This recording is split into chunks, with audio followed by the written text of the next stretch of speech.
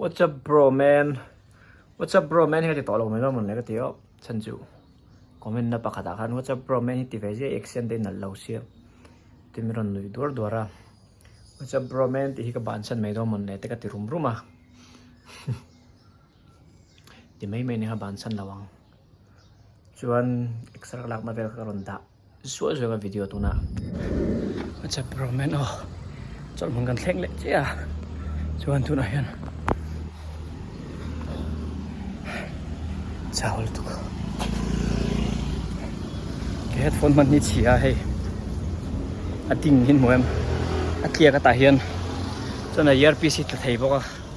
Ka charge pa. Ase headphone ni. Kumli don kamang to a.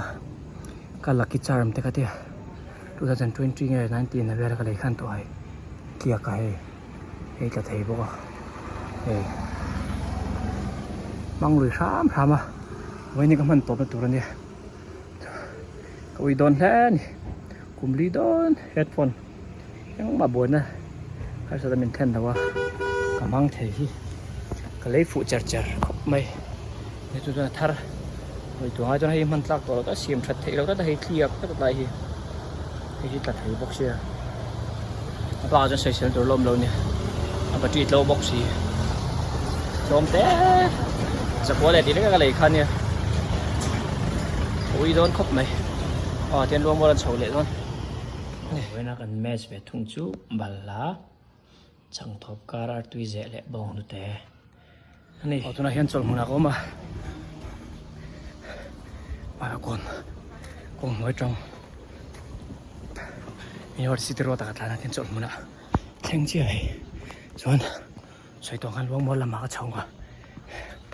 ลงมาก้องชาวกัน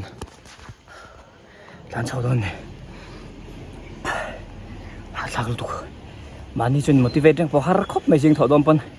มันจะกระเจ้าสักกำมือขังไม่ยอมมันนะเพราะอินเชี่ยที่หิวแล้วพูดน้ำตัวเราพูดนะที่ลุยซ้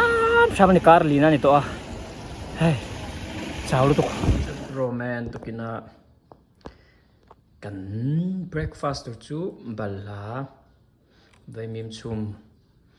ฟังมาชวนจังตบการอัตุยเจอันนี้จิมเจ้าเจ้าตัวไหนกันล้านเดียให้จงนั่งจังก็เฉาแม่กับลุงมัวละเฉาแม่กันตัวไหนล้านช่วงถือครบไหมข้างเนี่ยวิดีโอ exercise กลางนักล้านนั่นเองเนี่ยจน fitness ข่อยไล่ที่หาร์สับเป็นจุด diet control ที่หาร์สลัดตก